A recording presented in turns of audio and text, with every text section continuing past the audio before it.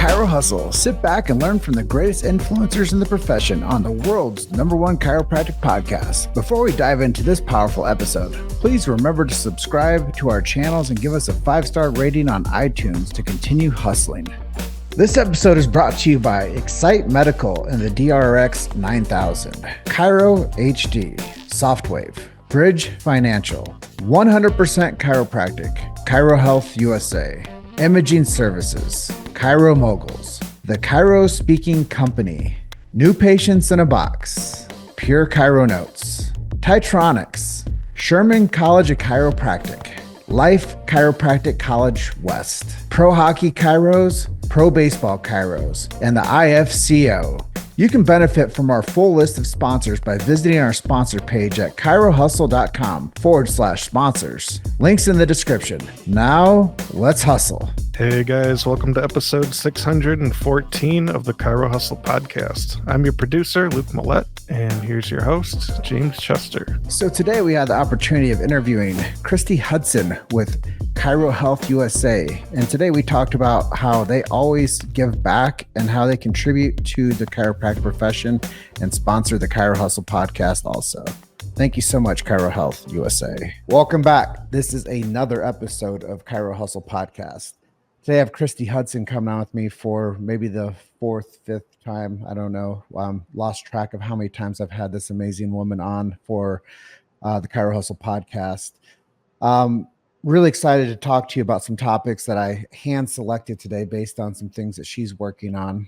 We're going to talk about artificial intelligence and chiropractic, something that we're both a part of, the Chiropractic Strategic Plan, and something that they are doing with ChiroHealthUSA is the Foxworth Scholarship.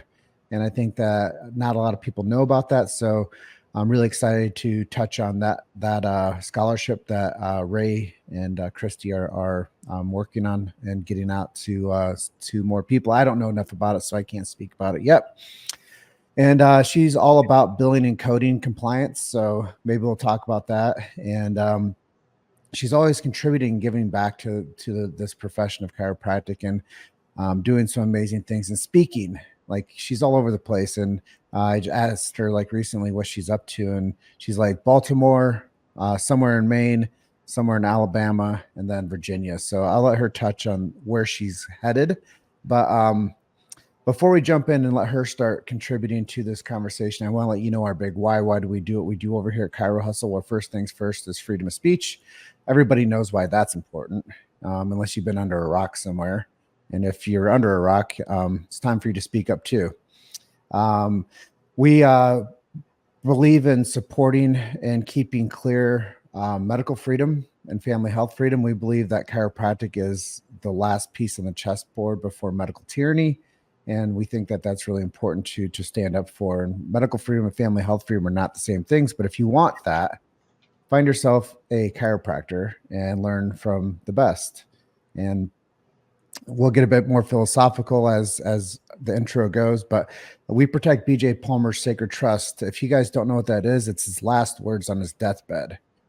And go and Google or go to our show notes or go to whatever search engine you like and look for BJ Palmer's sacred trust. And you're going to learn more about chiropractic than you previously did, and a lot more about why we support chiropractic with our show.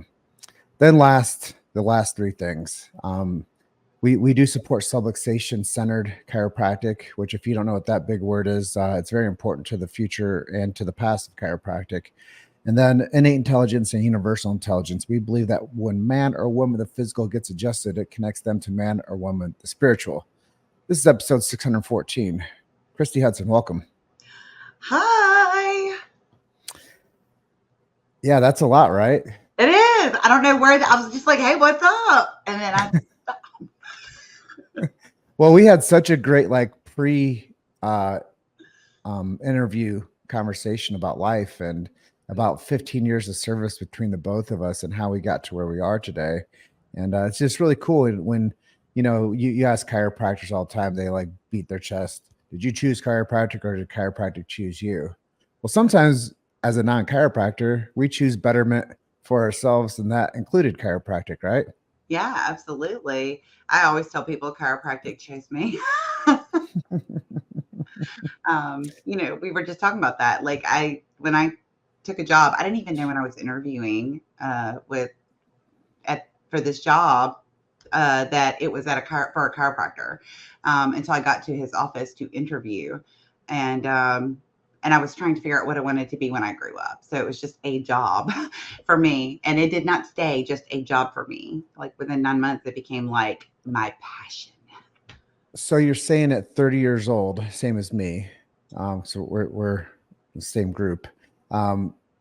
You're not too old at that point to find out what your real passion for a career is.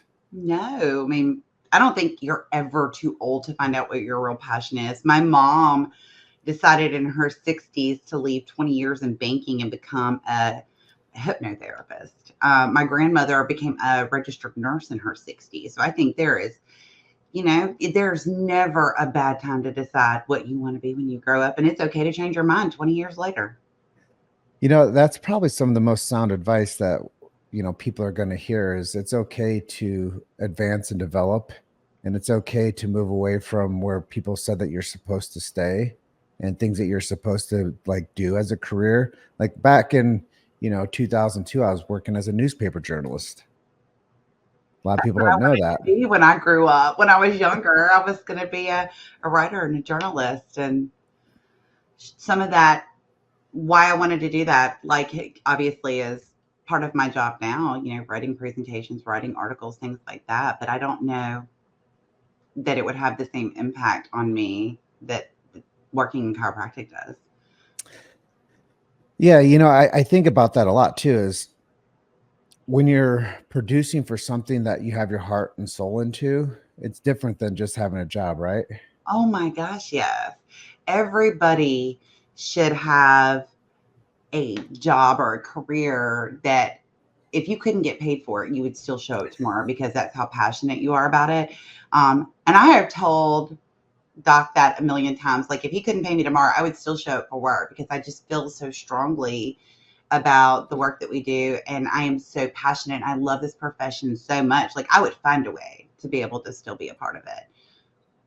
Mm-hmm. So, I mean, how lucky are we that we get to do that? Because there are not a lot of people who feel that way about the work they do. Well, I think a lot of people that will be watching this, I realize that our audience is further reaching than just chiropractic. And I found that a lot of times people learn about this profession from our show. And I think that that's a real like takeaway for people that aren't in the chiropractic space, like to inspire yourself to find something that you would do and you don't call it work, but you find a way to make a living through it.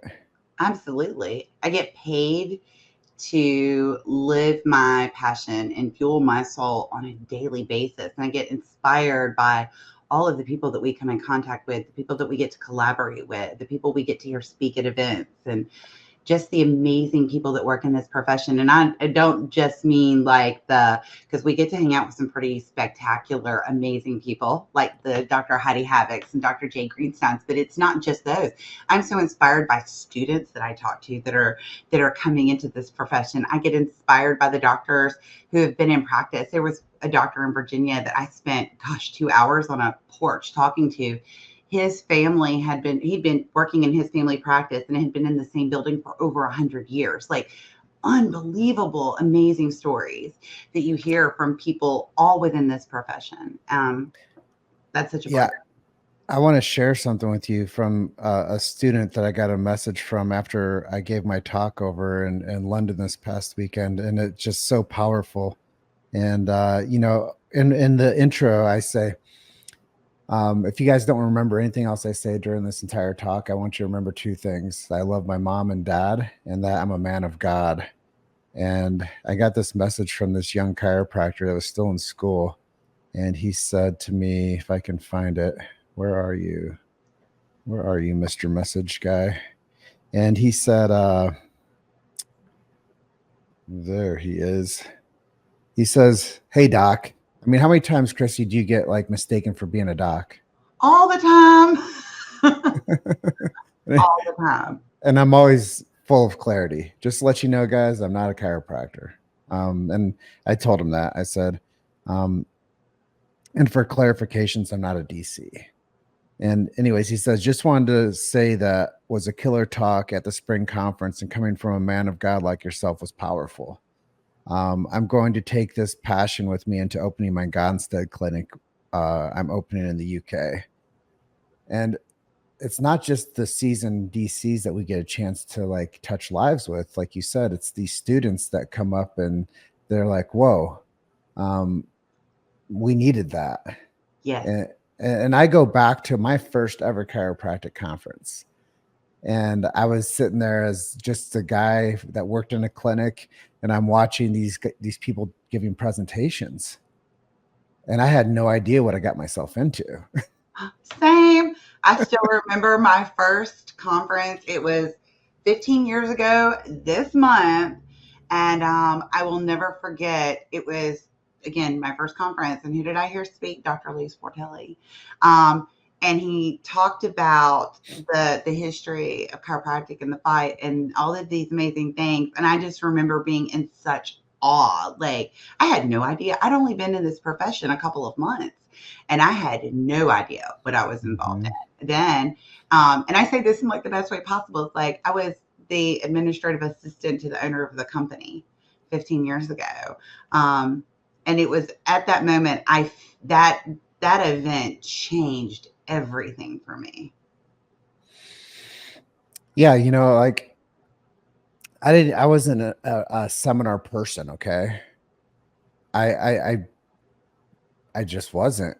I'm like, why do people go to seminars? What is this like, why do people like invest in these things? And I mean, I thought like personal development was like cheesy. Oh, I'm so glad you still don't believe that, because look at the impact you're having now. But to a certain degree, I think that a lot of people think that, or if you work with people who go to conventions and you're not going, or seminars, you're like, oh, they're just going on a vacation. They get to ride off. But it's so different. And I know a lot of people since the pandemic are like big on online learning. I can't, that's not engaging to me at all. It's the energy of an event. Before we went live, you and I were talking about just Parker. And I said, I wish I could put it into words. How much I had already been on the road for 3 weeks when I left and went to Parker, Vegas. And I was exhausted when I got there, but I was so energized while I was there. It was the speakers, it was the people that I talked to, the people that I met, just the energy level. And I came back so fired up and inspired.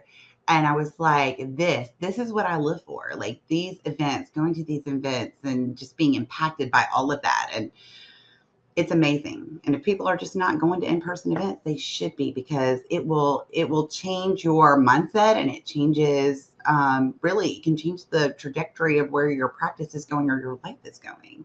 You get a lot from being around those people. Yeah, I agree. I think that just, it's not just the big groups like that are run by Grant Cardone. It's not the big groups that are just run by Dave Asprey, like the biohacking conferences and the 10X growth cons, but it's the state associations. It's these chiropractic seminars like Mile High. It's the chiropractic seminars like Dynamic Essentials. It's the New Beginnings group. It's the Focus Oklahoma. It's the ChiroFest. It's the Cal Jam. It's these big stage groups that are actually bringing truth tellers onto the stage, talking about things that matter. And I think that that's really like the most valuable thing, is like just knowing. People ask me all the times, which seminar should I go to? And I'm like, because you can. It's so much more. And I think that for some, everything becomes stagnant after a while. Like you're just like, oh, it's just for continuing education. But to be honest, this is the time for you to go and be around people who are doing what you do. They have the same struggles, or they've overcome those struggles. And you learn so much more from people in your profession than trying to figure it out on your own. Why would you reinvent the wheel? Why not go learn from your colleagues? Why not go learn from these speakers who have been where you are and they overcame it? Now they're teaching a class about how to overcome it. There's so much more. It's not about continuing education. That that's just the lanyard. It's like, hey, I can get my hours while I'm also having this experience. Well, I picked up on something a while back, probably 10 years ago, called Feel, Felt, Found. And if you can tell somebody, I know how you feel, I would have felt the same way. And then what I found is if you go to these seminars, you meet people that will tell stories that are similar like yours. And then you can build a relationship with people. You never know what's possible after that. And that's the thing is, like, every one of these people, it's not like they have like armed guards with them. Like, they're all going to sit down and have a meal with you if you ask them. They're all going to shake your hand and take a photo with them with you if you ask them. And they're just like, we're all regular people, right? In these circles. Yeah. And you just show up, you get access. You actually do. And they're so happy to talk to you and answer your questions and provide guidance and help. Like, you make the best connections. It's really funny because some of the people that are close friends with me today, it's all because I walked up to them and had the guts to ask them a question. Like, I have some of the most incredible mentors within this profession. It never would have happened if I hadn't been at an event and I hadn't walked up to them and said, "Can I ask you a question?" Because that's what they're there for. They have the same passion and heart for this profession that we do. So just ask the question, go up there. There are no bad questions. And, like, over time, you get better at having good knowledge. And the best way to find a good mentor is to go up there and acknowledge them. And I always tell people this too, Kristi, is like, people want to be acknowledged. They want to be seen. They want to be heard. And there's nothing greater than the gift of a conversation based off of somebody's interest. And I think that that's really where we can start to grow together as a profession. Instead of, I said in my last talk, like, when you point a finger right out at somebody, you got 3 pointing back at you. But if you ask somebody a question and you're humble about it, that person that you're asking a question to is going to help you, like, find your way a lot faster. Like, I think that that's the beauty of, like, seminars and, being a part of bigger groups. I totally agree. And as a speaker, and I know you'll agree with me too, like, there is no greater compliment than somebody asking you a question because they were actually listening and they were engaged in what you had to say. Because it's not like we just like to be up there talking to ourselves like a talking head. Like, we put a lot of heart and soul into what we say up there and a lot of time into those presentations, with the ultimate goal being that we impact at least one person in the audience. I'm not ambitious enough to think I'm going to impact everybody in the room, right? Like, I'm not for everybody. That's okay. But if I can just help one person in the room, and if I helped more than one person, like, that's it's just incredible feeling for me. Well, let's go down topics that I opened with. And AI and chiropractic, what's your take on it? I am really excited, that my BFF, Dr. Jay Greenstein, is big into AI and technology. And he and I have been playing with AI technology for a couple of years. We used to get really frustrated when we would ask chiropractic questions and the answers were incorrect. Or we would ask a question about pain management and it would not give chiropractic as a first choice. So in the early days of, like, ChatGPT and stuff, it would allow us to upload resources when we felt the answer was wrong. And then it kind of stopped doing that. But as time went on, we know that AI is being integrated into anything and everything. And let's be honest, AI is not like a new thing. I mean, we're all walking around with a mini computer in our pocket, right? There's a lot of AI technology that's been in our lives for years. But with and technology is slow to impact chiropractor, or slow to adapt to it. So we wanted to create a search engine which is powered by the latest version of ChatGPT as well. But it gives, it assumes that you're asking a chiropractic related question on Chiro AI because that's all that we've asked it for over a year. And we've uploaded resources from the Foundation for Chiropractic Progress, Clinical Compass, the Strategic Plan, from your state rules and regulations, for our federal rules and regulations. I mean, anything and everything that is chiropractic related, we have uploaded it in there so that it has the best information to answer your questions. Now, is it going to get it wrong? Yes, it absolutely is going to get stuff wrong. But it's a great resource to be able to ask questions and know that the answers it's getting back to you are chiropractic centric. Yeah. Like you said, we're a part of it. Yeah. And whether people know it or not, it's feeding your news feed on what you see on social media. It's suggesting who should be your friends through social media. It's curating even in your inbox to remind you of if you missed an important email. It's if there wasn't a response within 3 to 5 days, it's going to bump you back up to the top and say, hey, did you miss this? And my phone does that for missed calls or text messages. If I haven't responded after like a couple of days, it'll say, oh, by the way, did you do this? So it's about efficiency, really. It makes your life more efficient. I am not sad that it shows me ads for stuff that I buy to make it more efficient for me to shop while I'm in an airplane or at the airport, because that's when I do those things, But it really is about making life more efficient. And if you have a quick question about a law in your state, do you want to ask a AI-generated search engine that's going to give you a chiropractic answer? Because it knows that's what you're asking.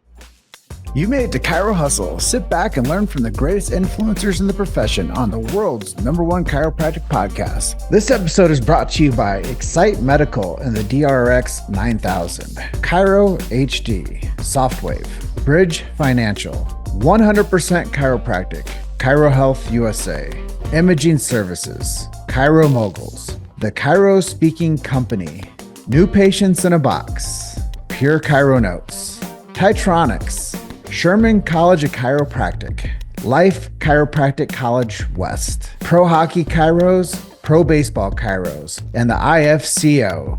You can benefit from our full list of sponsors by visiting our sponsor page at chirohustle.com/sponsors. Links in the description. Now, let's hustle. The other part of that, Kristi, is when you land, it tells you what gate you landed at and how long it's going to take you to walk to your next gate.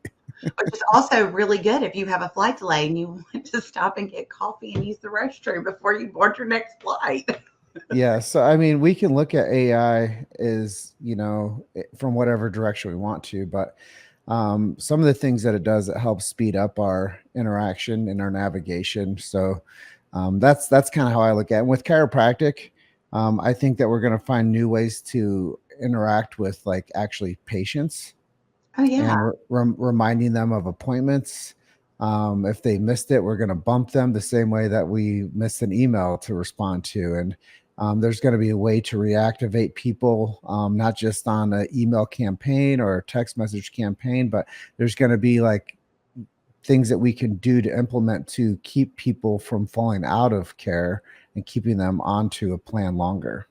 Well, it's so funny too, again, speaking of crazy AI technology in our phones and how insane they are, but every Monday morning, my phone literally will come on at about 6:15 in the morning and say, drive to, telling me how long it takes to get to my chiropractor's office, because it's where I go every Monday morning for an adjustment.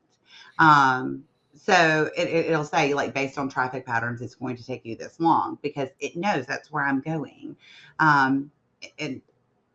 There are a lot of people who are scared of AI technology, but I think it's all in how you use it. If it makes your job easier, if you're having to even craft a quick text message reminder or a social post about chiropractic, how awesome would it be to be able to just say, write me a social post about, the benefits of chiropractic care. And then knowing that the resources it's pulling from came from Clinical Compass, research in chiropractic, the Foundation for Chiropractic Progress, right? It's going to use the most up-to-date information that's out there. Yeah, I'll stick to the light side of it, because I think that there's a lot of good that comes of, that angle of AI. But I just hope that it stays helpful. I do too. I mean, there's always the dangers of things being used like in a negative way, and I think a Hmm. lot of that has to do with the human power behind it, right? Hmm. And how somebody else is going to utilize it. But I think as a practicing chiropractor, or even somebody who is just, you know, whoever's listening to this, no matter what they do, there is a lot of value in using AI technology. Not everybody likes to write and create content like you and I do. Some people just get stuck. Um, I have a friend who was trying to write a presentation about something. She was really short on time, and she was like, just like outline this presentation for me. And she said it just got her over her block of how she was going to lay it out. It just wrote an outline, and then she turned that into a presentation, and it Hmm. pointed out things that she didn't even think about, ways to go there. So, like I said, if it helps you to be more efficient and it helps you to have some good and impact in this world, then why not? It's kind of like having a study partner or a framework to work off of. That's kind of how I see it. Is if you're, like you said, if you're short on time and you're confused on direction to go, you can plug a couple things in, and you'll get some framework for it. Oh, Um, absolutely. I got it to just tell me an Excel formula the other day because my spreadsheet broke. and just for the record, anybody out there, like if you follow me, everything that I post is straight from the heart. It's not AI generated, and it comes from here in the noggin. um, Transitioning to strategic plan. What is a strategic plan for chiropractic? I talk to people about this when I'm out on the road, and people are just unaware what's going on with that group. Well, it's interesting. So in 2019, there was a huge meeting with leaders around the profession about there needing to be, what did the future of the profession look like? What had to be done to help the profession in terms of like research and education and reimbursement, and so all of those things. And it was determined from that meeting that there needed to be a profession-wide strategic plan. And so it took about 2 years and a lot of work to determine what would those initial goals be. We hired like 3 different firms to help with different aspects of building out the plan. There was a survey that went out, I want to say around the world, and it was like, what are the things that are most important to you? Obviously, I believe almost most of the respondents did come from the US, which is not, I mean, we have the most chiropractors. And so we had over 4,000 responses. And so if you go to chiropracticfuture.org, right there on the homepage, the feedback that we got in the survey about what were the goals that our actively practicing chiropractors had, like what did they need to happen for future success, that's where those goals came from. And it had everything to do with more research within the profession, improving, compensation and parity for chiropractors compared to other healthcare providers, about expanding access to chiropractic care for patients around the world. So a lot of things came out of that. So it's only been, so it took about 2 years. So at some point, and it was around mid to end of 2021 is when like we had a leadership board and we started working toward those goals. So if you think about it, it's only been we've been working on these goals for about 2 years now. To maybe it was 2022. So we started working on the goals in 2022. And we've done so many incredible things. The research component is a huge thing because a lot of the goals that we have are really going to be impacted by research. There are around 125,000 healthcare researchers worldwide. Only 75 are chiropractic researchers. And if you think about healthcare and research and studies that happen, which have a lot of weight with insurance companies, have a lot of weight with legislation, it has a lot of weight with what we're allowed to say and not say, that chiropractic can do.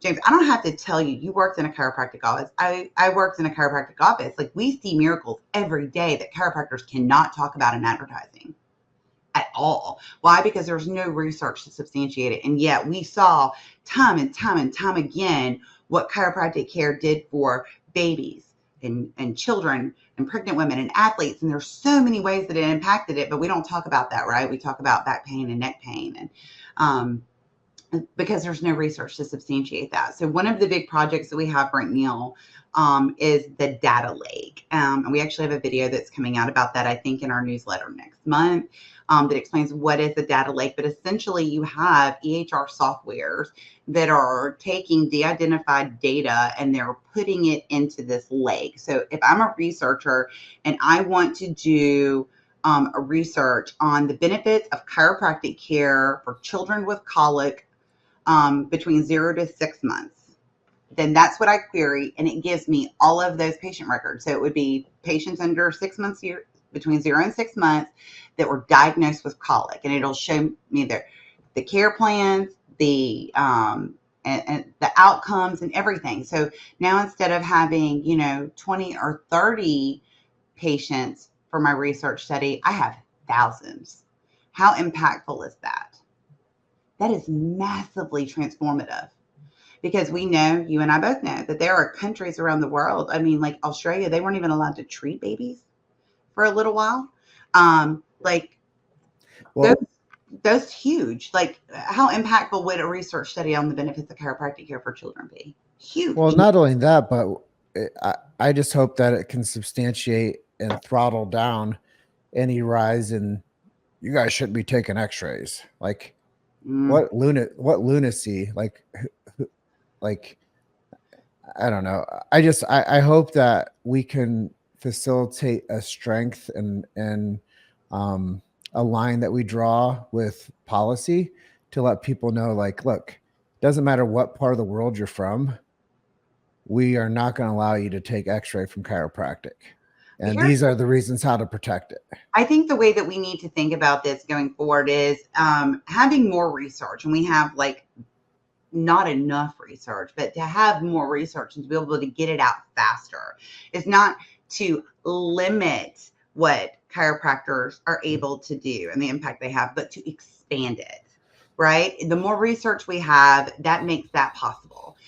Just to even really be able to talk about, like I said, the things that you and I have seen, even my own foster daughter's story is like, nobody can advertise what that happened about her story, about how they thought that she was not going to be able to speak, have behavioral issues, developmental delays. And she is a normal, happy, healthy young girl that you would never know what the beginning of her life started like when she was in the ICU for a week at 6 weeks old and was lucky to be alive. But they told me she was never going to talk. And yet when she went in at 6 months old, she was signing to them to tell me that she was upset about something, right? She was a whole new child and blew their minds because of chiropractic care, but we don't talk about that because there's no research to substantiate what I saw 3 times a week for 3 months in my chiropractor's office. So there's research can only help and expand chiropractic. Because again, chiropractic does amazing things. It has been impactful in my life. It's obviously been impactful in your life. I mean, you don't become passionate about the work that you do if it hasn't touched you in some way. Or you see a greater truth in the message of chiropractic in opposition to the mistrust and other forms of the medical arena.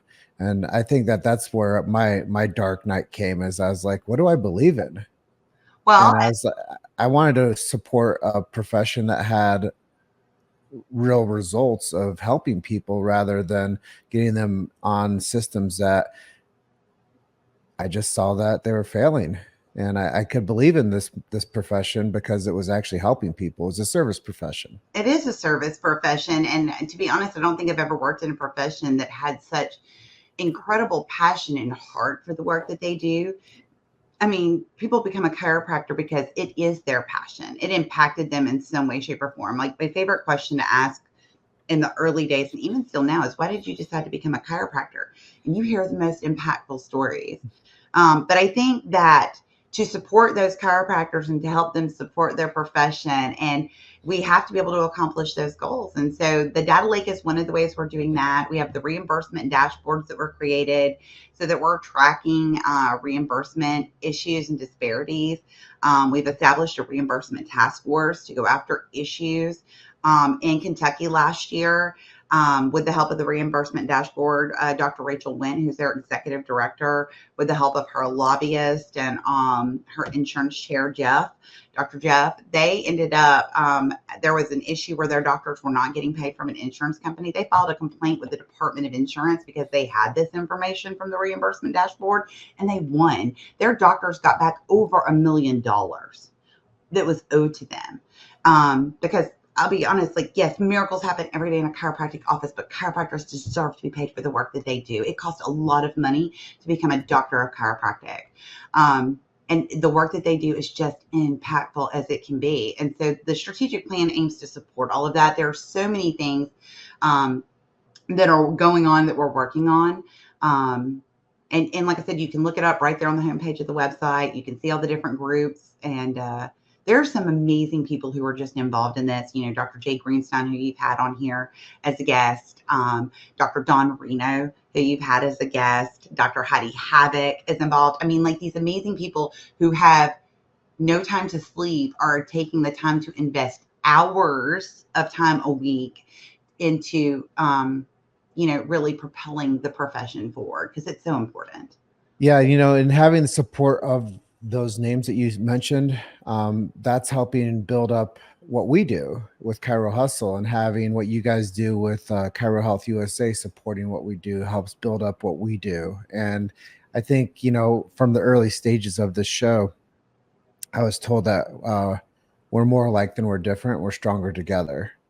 And I believe in that so much. And I do want to thank you for having been a supporter of Chiro Hustle for years now with ChiroHealthUSA.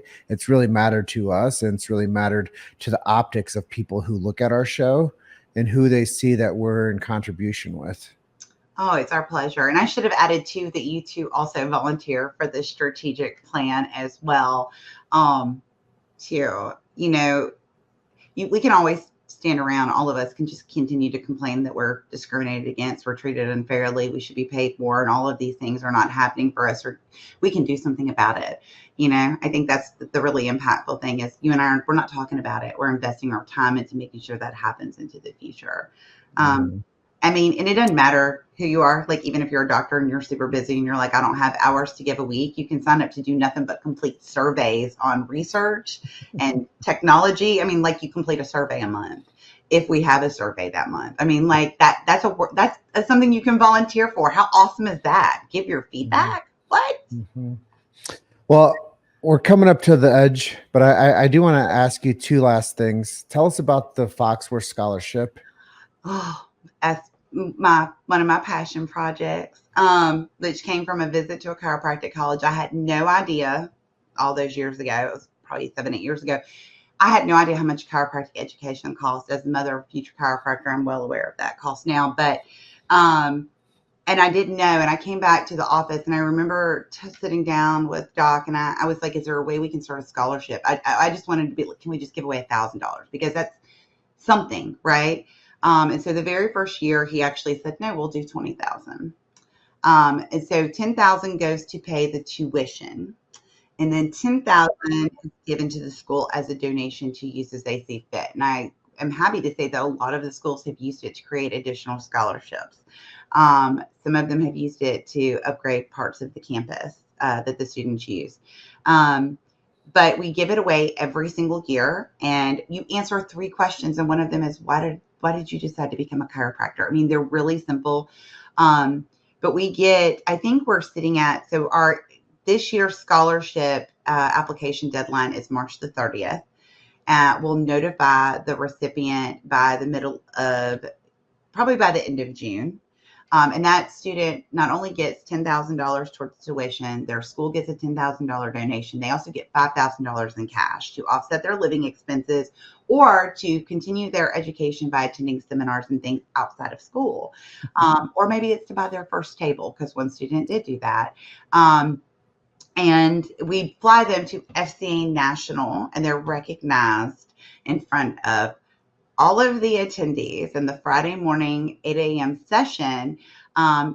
They're recognized for being the recipient of the scholarship, and they spend the whole weekend going to the conference for free and getting to meet all of these impactful people. And one of our students, his mentor is Dr. Fab Mancini, and it's because Fab was standing next to the stage and asked him questions afterward and was just so impacted by him. He hasn't even graduated yet. Can you imagine? One of our students, his dream was to go off and work for the VA, and guess what his first job was? And I don't have to tell you how hard those jobs are.